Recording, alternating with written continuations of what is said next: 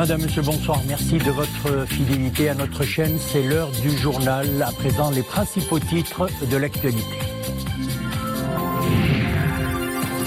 Son Altesse Royale, le Prince Moulay Rachid, a reçu en sa résidence à Rabat l'émissaire du président sénégalais Macky Sall et a remis à son Altesse Royale un message du chef de l'État sénégalais à Sa Majesté le Roi.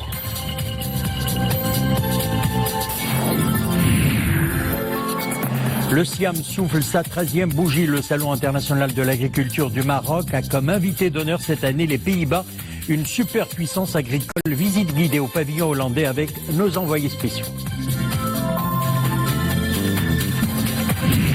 Et puis la question du financement est au cœur de cette grande messe agricole. Plusieurs exploitants sont sur place pour partager leurs expériences dans le cadre du programme Temouil Fellah. Et puis notre page culturelle consacrée à l'artiste peintre Fatima Hajjaji. Le thème de la nature et de la forêt occupe une place de choix dans ses œuvres d'où émane un message écolo et environnemental. Son Altesse Royale, le Prince Moulay Rachid, a reçu ce mercredi en sa résidence à Rabat Monsieur Mankeur Ndiaye, émissaire du président sénégalais Macky Sall, qui a remis à son Altesse Royale un message du chef de l'État sénégalais à Sa Majesté le Roi Mohamed VI.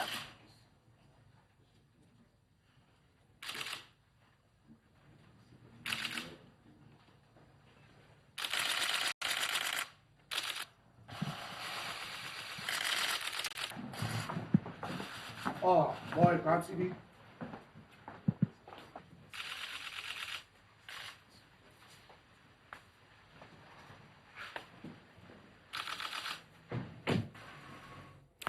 Il est parvenu à se hisser au rang des premiers salons agricoles du Maroc et d'Afrique. 1400 exposants de 70 pays.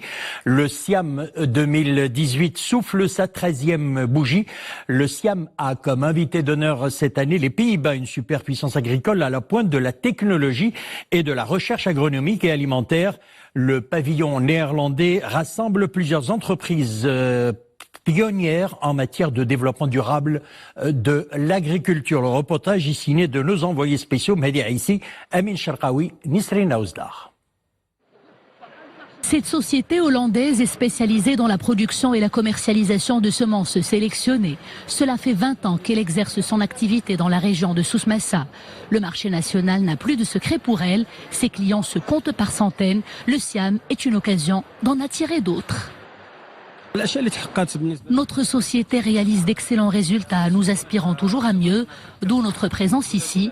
Il faut gagner la bataille de la compétitivité et répondre aux exigences des agriculteurs, notamment les exportateurs. Nous sommes toujours dans le pavillon consacré à la Hollande, invité d'honneur de cette 13e édition du Siam. Une douzaine d'entreprises hollandaises sont ici présentes pour faire connaître leurs produits.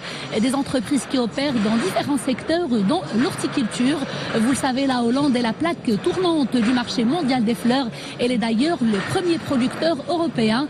Les professionnels du secteur sont donc ici pour booster leur visibilité et conquérir, pourquoi pas, le marché marocain. Derrière moi, les produits, vous les voyez, sont divers, il y en a pour tous les goûts et ça sent surtout très bon. Cette société spécialisée en horticulture ornementale expose pour la première fois au Siam. Pour conclure de bonnes affaires et s'ouvrir sur de nouveaux marchés, l'événement est une excellente opportunité. Les dirigeants de cette société l'ont su et compris grâce à l'un de leurs employés, un Marocain résidant à Amsterdam. C'est la première fois que nous prenons part à cet événement. Notre société compte parmi les plus importantes dans ce secteur en Hollande. Nous sommes ici pour promouvoir nos différents produits. Le Maroc offre des opportunités intéressantes pour les agro-industriels hollandais. Le secteur logistique, thème de cette 13e édition du Siam, présente aussi d'excellents atouts pour les deux pays qui ambitionnent de renforcer leur coopération dans le domaine agricole. Pendant 400 ans, le Maroc et la Hollande ont eu des liens économiques très solides. Cette coopération est principalement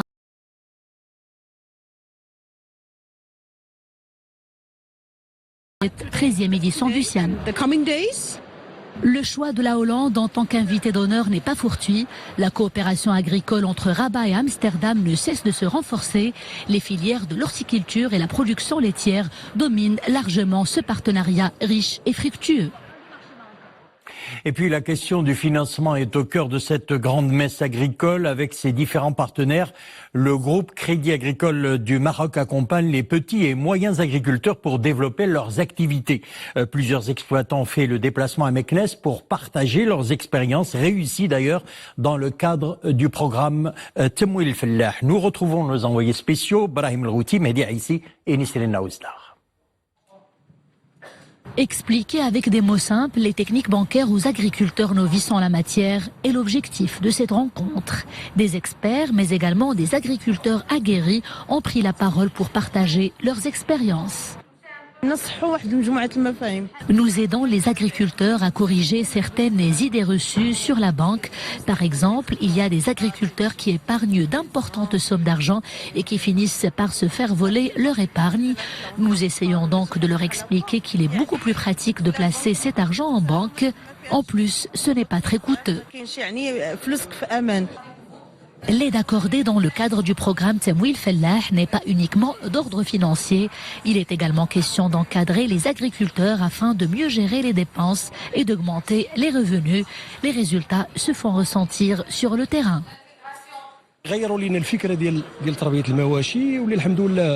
En tant qu'éleveur, ce programme nous a été bénéfique. Grâce aux diverses formations que nous avons reçues, nous sommes parvenus à réduire nos charges et à augmenter nos revenus. Une vache nous coûtait par exemple entre 30 et 40 dirhams la journée. Nous dépensons maintenant beaucoup moins et nous gagnons plus.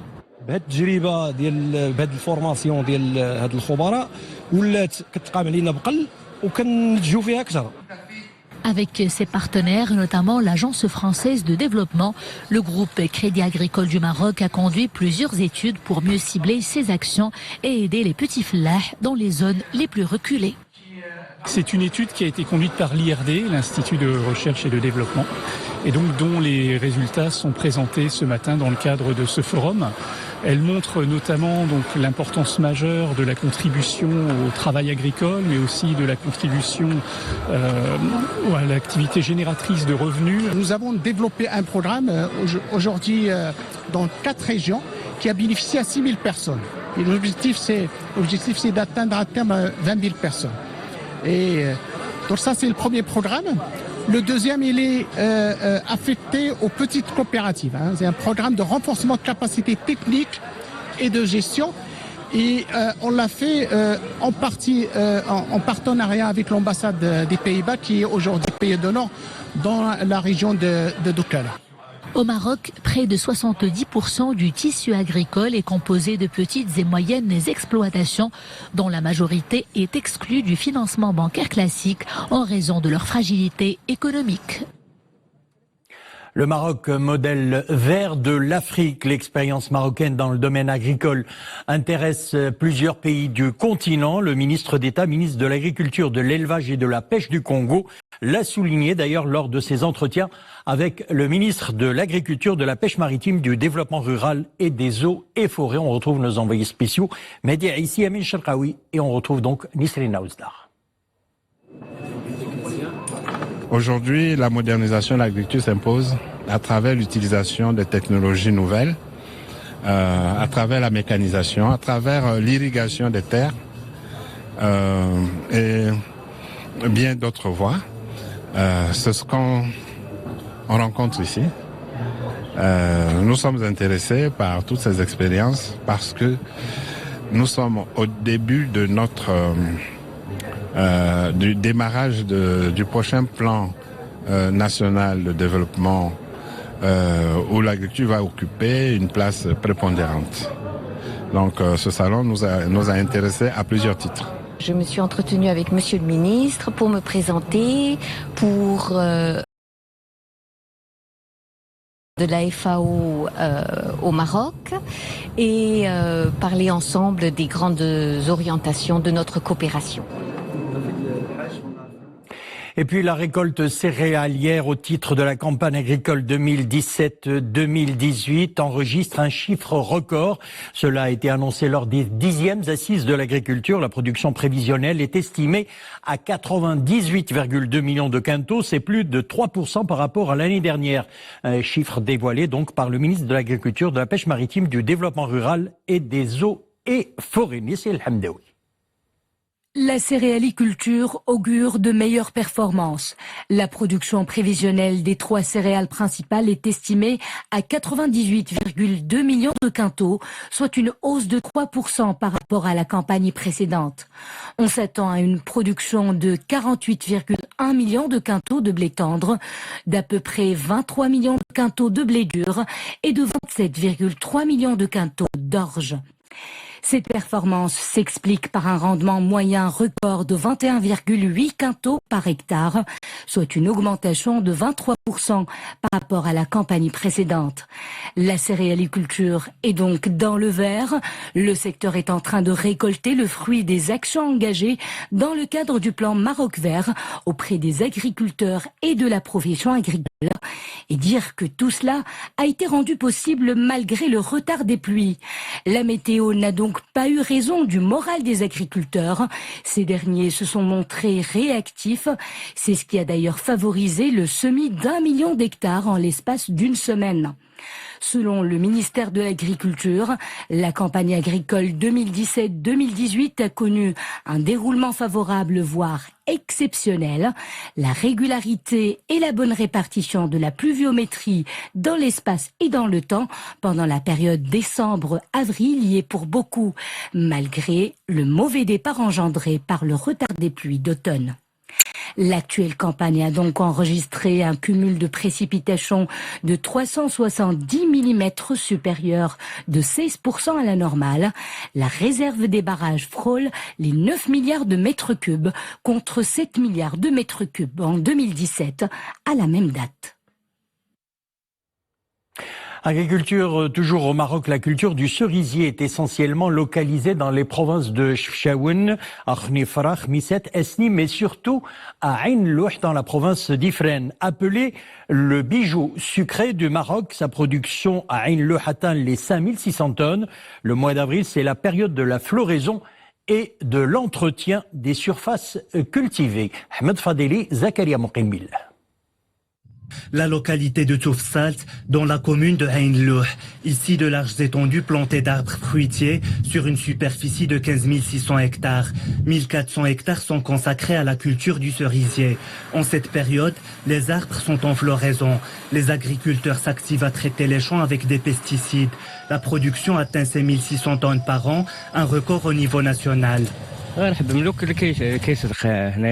localité est connue pour la culture du cerisier. Cette année, il y a eu d'importantes précipitations et des chutes de neige. C'est très bénéfique.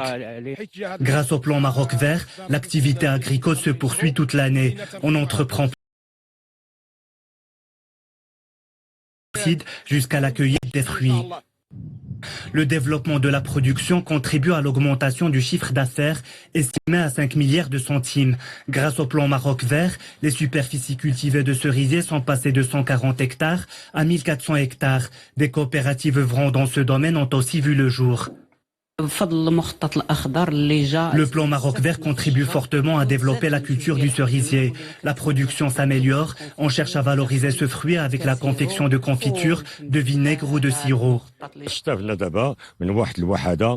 Nous allons bénéficier d'une unité de valorisation des cerises pour le refroidissement et l'emballage. Le projet d'une unité de valorisation des cerises est en cours de réalisation sur 400 mètres carrés avec un coût de 3 millions de dirhams. Cette unité profitera aux coopératives afin d'améliorer les processus de valorisation et faire de la culture du cerisier un vecteur de développement pour la région.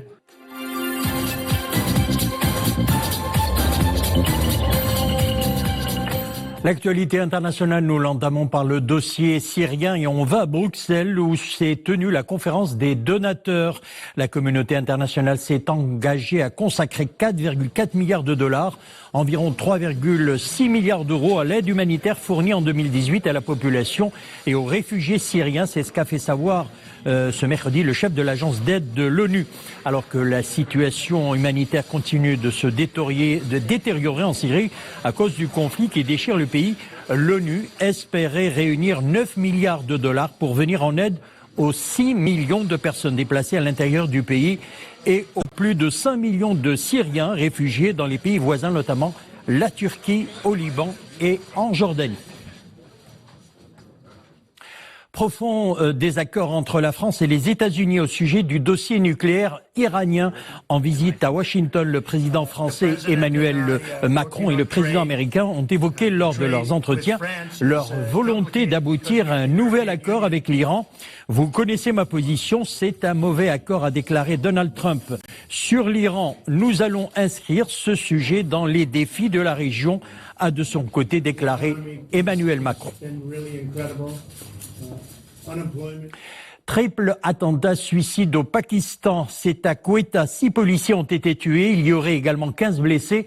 Un des 3 kamikazes a fait exploser sa charge près d'un camion de transport de la police. Une demi-heure auparavant, 2 autres kamikazes ont tenté d'attaquer un point de contrôle paramilitaire dans la banlieue de la ville. Les militaires ont fait feu sur les assaillants. Ils ont été tués après avoir déclenché leur explosif. 8 soldats ont été blessés. Attentat non encore revendiqué.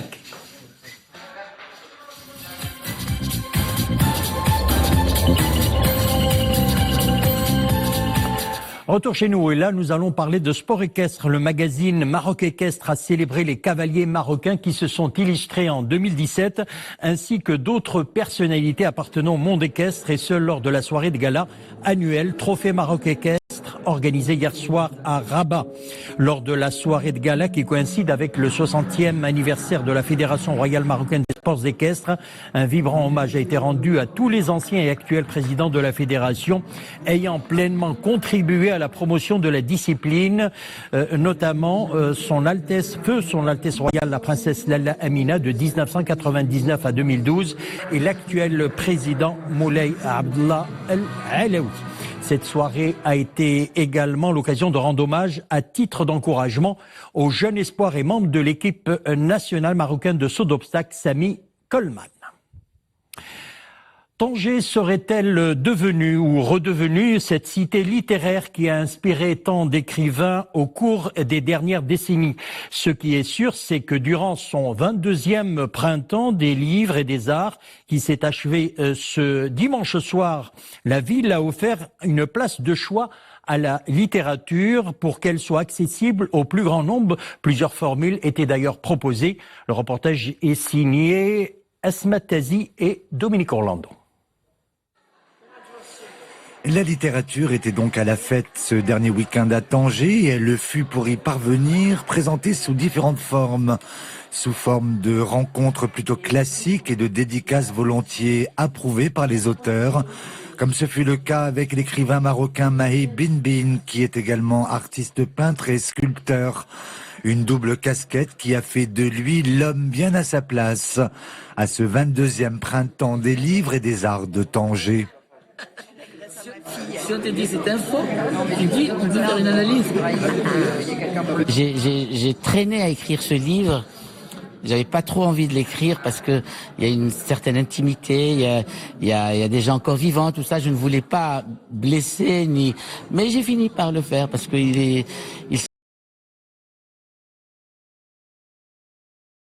on avait envie de tourner certaines pages. Il ne faut pas les déchirer, il faut juste les tourner.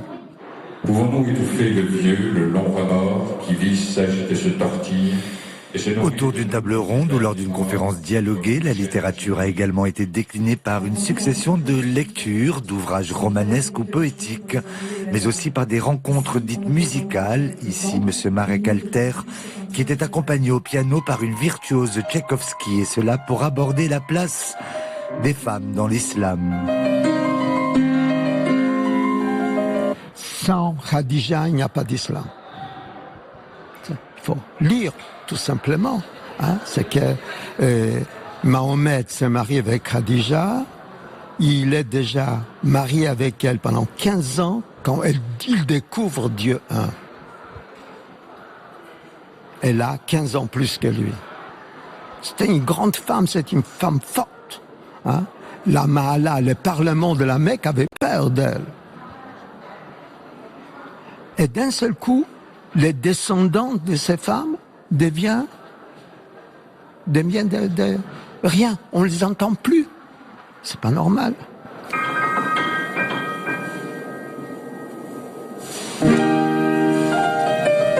Mais qui dit littérature dit également maison d'édition. Certaines ont fait le pari de consacrer tous leurs efforts à la promotion de ces auteurs exclusivement originaires de la cité du Détroit. Il est vrai que Tanger, à travers son printemps des livres et des arts, semblait aussi vouloir réaffirmer son statut de cité hautement littéraire, fût-il pour d'autres uniquement de l'ordre du légendaire. Notre page picturale, à présent, le thème de la nature et de la forêt occupe une place de choix dans ses œuvres, d'où émane d'ailleurs un fort message écologique et environnemental. Fatima Hadjaji joue sur le contraste ombre et lumière, soutenu par un intense travail sur les couleurs clair-obscur. C'est le thème de l'exposition de l'artiste. C'est à la galerie Abou Iman à Rabat, Mounia Maroche.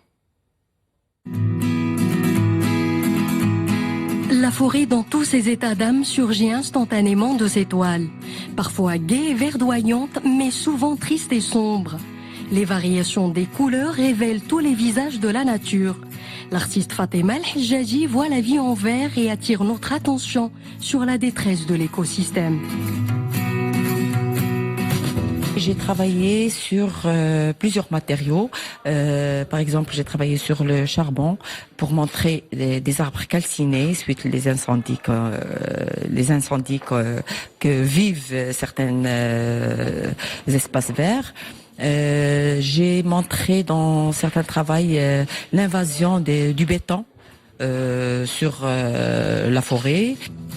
Dans ces tableaux, l'artiste peintre a choisi un créneau, celui de la fusion du style impressionniste à une démarche esthétique contemporaine basée sur la technique du collage et de l'acrylique.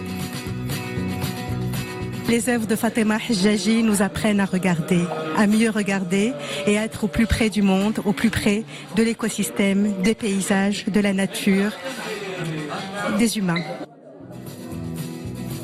Cette forme d'expression artistique joint l'utile à l'agréable. Il enchante l'œil et aspire à éveiller la conscience sur la fragilité de la nature à laquelle Fatima El-Hadjaji rend hommage à travers cette exposition. Voilà, merci de nous avoir suivis. L'information revient sur l'Oula à 21h. Une excellente soirée. À demain, 19h.